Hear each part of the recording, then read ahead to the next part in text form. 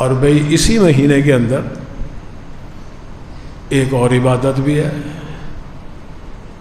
وہ بھی دن کے ساتھ خاص ہے، لیکن وہ مقام کے ساتھ خاص نہیں ہے۔ جیسے ہی حج سے فارغ ہوتے ہیں، خواہ وہ مکے میں ہیں، خواہ لوگ مسلمان مدینے میں ہیں، خواہ وہ پاکستان میں ہیں، خواہ وہ بنگلہ دیش میں ہیں، افغانستان، روئے زمین کے کسی حصے میں مسلمان ہیں، جیسے ہی ذی الحجہ کے مہینے کی 10 تاریخ آئے گی تو جو صاحب استطاعت مسلمان ہیں ان کو حکم ہے کہ وہ سنت ابراہیمی کو اپنی اپنی جگہ پر رہ کر زندہ کریں، یاد تازہ کریں ابراہیم علیہ السلام کی سنت کی۔ اس سنت کو کہتے ہیں قربانی۔ اس کا کیا پس منظر ہے؟ یہ تو ہم بھی کریں گے نا، یہاں رہ کر کریں گے ہم، تاریخ 10 ہی ہوگی۔ صحابہ نے حضور اکرم صلی اللہ علیہ وسلم سے انہی قربانیوں کے بارے میں پوچھا، سوال کیا، فرمایا کہ ما حاضل اضاحی یا رسول اللہ، اے اللہ کے رسول یہ جو قربانی کے دن جانور ذبح کرتے ہیں ان کی کیا حقیقت ہے، کیا پس منظر ہے؟ حضور اکرم صلی اللہ علیہ وسلم نے جو جواب دیا اس سے آپ کو اس کی تاریخ کا بھی پتہ چل جائے گا۔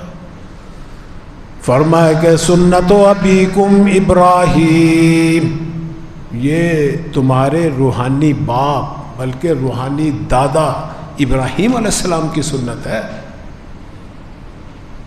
کہ اللہ تعالیٰ نے اپنے حبیب کو حکم دیا کہ اس سنت کو تم بھی زندہ کرو اور پوری دنیا کے اندر زندہ کرو اور قیامت تک یہ زندہ کرنی ہے۔ اب یہ نسبت اس کی پس منظر اور یہ کوئی افسانہ نہیں ہے، کوئی من گھڑت کہانی نہیں ہے۔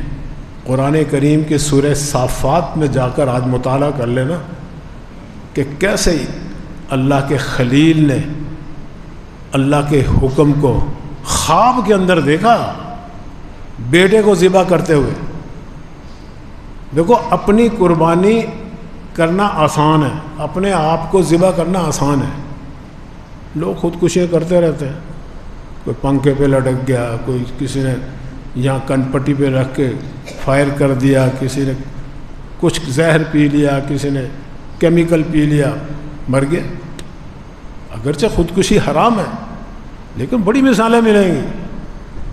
لیکن اپنے ہاتھوں سے اپنے لخت جگر کو، وہ بھی جو 100 سال کے قریب جا کے اس وقت ملا اور اب وہ جوان ہو گیا، اب سہارا بن رہا ہے بوڑھے باپ کا، اس کو ذبح کرنا اللہ کا حکم خواب کے اندر آیا، یہ بڑا مشکل ہے۔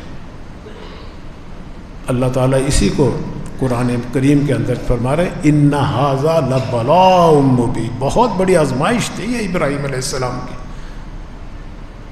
ویسے تو ایک نہیں کئی آزمائشوں سے گزارا ابراہیم علیہ السلام، صرف توحید کی خاطر۔ ان کی کوئی ادا دیکھ لو، اس میں آپ کو توحید کا ایسا رنگ بھرا ہوا نظر آئے گا کہ کہیں دنیا میں نہیں اس کی مثال ملے گی آپ کو۔ فرمایا کہ وَإِذِ ابْتَلَىٰ إِبْرَاهِيمَ رَبُّهُ بِكَلِمَاتٍ فَأَتَمَّهُنَّ قَالَ إِنِّي جَاعِلُكَ لِلنَّاسِ إِمَامًا۔ ہم نے ابراہیم علیہ السلام کے بڑے امتحان لیے، ایک نہیں، دو نہیں، تین نہیں، 8-10 امتحان لیے، اور ہر امتحان میں 100% پاس ہوئے۔ ہم نے پوری انسانیت کا انہیں امام بنا دیا، امام الموحدین کہلاتے ہیں۔ ابراہیم علیہ السلام ابو الآبا بھی ہیں، سرکار دو عالم صلی اللہ علیہ وسلم کے جد امجد میں سے ہیں، ابو العرب بھی ہیں، عربوں کے باپ بھی ہیں، کیونکہ یہی شیر خوار بچہ جو ہے اسماعیل علیہ السلام کو لق و دق صحرا کے اندر، حجاز کے اندر آباد کیا جا کے، ہاجرہ کو، ان کی والدہ کو بھی وہیں جوان ہوئے، وہیں بڑے ہوئے، وہیں ان کی شادی ہو گئی، قبیلہ بنو جرہم میں، وہیں سے یہ عرب چلے۔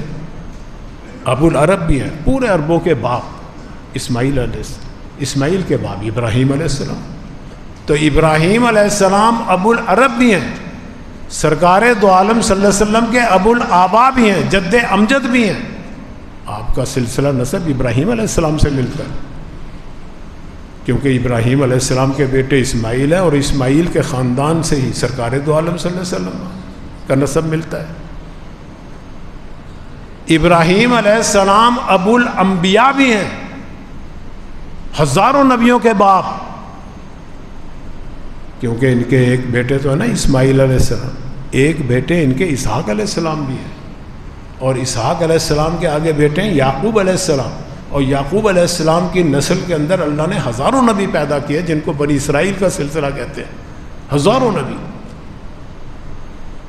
تو ابراہیم علیہ السلام دنیا کی وہ واحد شخصیت ہے جو ابو العرب بھی ہیں، ابو الآبا بھی ہیں، ابو الانبیاء بھی ہیں، امام الناس بھی ہیں، امام الموحدین بھی. ان کی سنت ہے، ان کی طرف نسبت ہے اس قربانی کی، جس کے بارے میں بہت سے لوگ اپنی عقل کے گھوڑے پر سوار ہو کے کہتے ہیں صاحب کیا لاکھوں روپے خرچ کروڑوں کرتے ہو، نالیوں میں خون بہاتے ہو، یہی پیسہ بیواؤں کی مدد کرنے پر لگا دو، یتیموں پر لگا دو، بچیوں کی شادی پہ لگا دو، ان کے جہیز خرید کر دے دو، گھروں میں بیٹھی ہیں بھوکی پیاسی ان کی خدمت کر دو، انسانیت کی بیمار انسانیت کی خدمت کر دو. یہاں یہ ساری انسانیت کی بھلائیاں نظر آئیں گی قربانی کے موقع میں. بعض لوگ تو ہے نا منکر حدیث جن کو کہتے ہیں، وہ تو اس کو مانتے ہی نہیں. وہ تو کہتے ہیں جی قربانی صرف مکے میں تھی. منکر حدیث ایک فتنہ ہے، ایک طبقہ ہے. وہ کہتا ہے وہ تو اللہ نے قربانی کا حکم دیا تھا مکے کے اندر، کیونکہ مکے میں حج ہوتا ہے، لوگ باہر سے آتے ہیں، ان کے اکرام کے لیے، ان کی مہمان نوازی کے لیے قربانی ہے، باقی روئے زمین پہ کسی جگہ نہیں. ان حدیث کے منکرین سے پوچھو، سرکار دو عالم صلی اللہ علیہ وسلم 11 سال مدینے میں رہے، ہر سال آپ نے قربانی کی مدینے کے اندر. ایک سال بھی ناغہ نہیں کیا آپ نے، بلکہ آخری سال حج کے موقع پر 100 اونٹ کی قربانی دی آپ نے، 100 اونٹ کی. 63 اونٹ اپنے ہاتھ سے نہر کیے، باقی حضرت علی رضی اللہ تعالیٰ عنہ کو کہا کہ ذبح کرو.